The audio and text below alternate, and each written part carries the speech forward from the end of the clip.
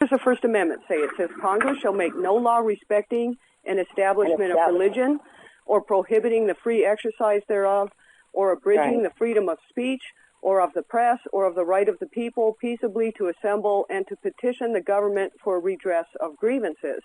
And so what is happening because of this is that this is where you guys are going to make history. I mean, this is going all the way to the Supreme Court in a case, what is it styled? Snyder v. Phelps. Right. And, you know, I can honestly say that I see both sides of this one. Is the ACLU representing you, or is it somebody, or there's another guy that's... No, we are actually, we represented ourselves in the lower court, and then my sister Marge is a member of the Fourth Circuit, and she represented us at that level, and then now she's also representing us at the next level. Oh, okay. The Supreme Court. She's the one, yeah. Okay. Because now you've got pretty strong convictions because 48 states, aside from Virginia and Maine, have joined in with the Snyders, and so as far as I'm concerned, they signed on to a brief that was started by this Attorney General here in Kansas. Is it an amicus brief? Right. That's right. And so essentially, what that means is that they wrote a brief But you see, and then it was on the signature page, you got a list of 48 attorneys generals. Of course, Virginia didn't sign on because that's the birthplace of the First Amendment. That would be a little bit awkward.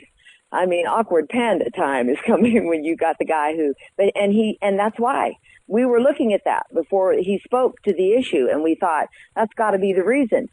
And that main thing, that still eludes me. But you know how they say, as it goes with Maine, so it goes with the country. But that was back in the day when I think Maine was the first of those voting places for the presidential elections. But anyway, and it's not really that way anymore, but that still was what the saying was, so I'm just saying. But here's the thing, though. The Supreme Court of the United States is stuck. They cannot add to, they cannot take away from the record.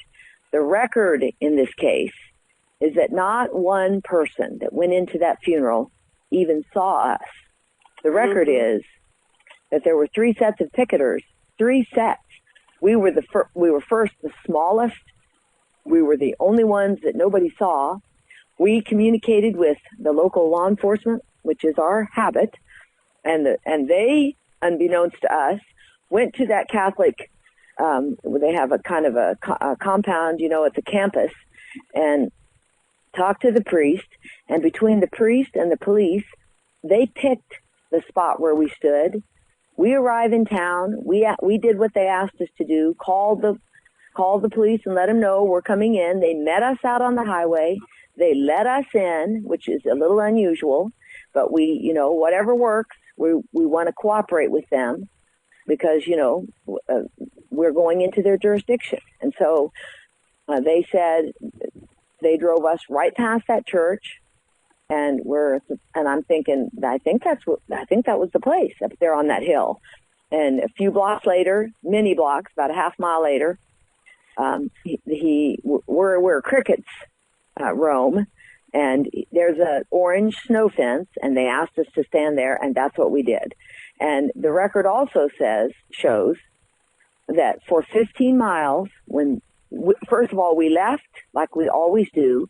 Before the funeral started, we were more than 1,000 feet from the funeral, and when the funeral was over, of course, we were long gone, but the record shows that from the funeral location to the cemetery, the streets were lined with people with signs and with, every message that they liked. They didn't know about what we had to say until they saw us on the news. For all they knew, I was standing in Topeka saying those words. And furthermore, the record shows that the other piece of what they were mad about was a report that I wrote about the event. And the report wasn't written until 5 weeks after the event, and it was posted on a passive website in Topeka. Now, the bottom line here is that if this case can stand, we don't have any First Amendment left in this country. Well, that's why I'm kind of interested in this, because, what did the appellate court, how did they say this? They held that the church's imaginative and hyperbolic rhetoric is protected under the First Amendment. So no matter which way this case is going to go, and no matter what you think about Westboro or the military, this is going to be a very, very significant milestone, I think, in American law. I just do. I think it's going to be a very big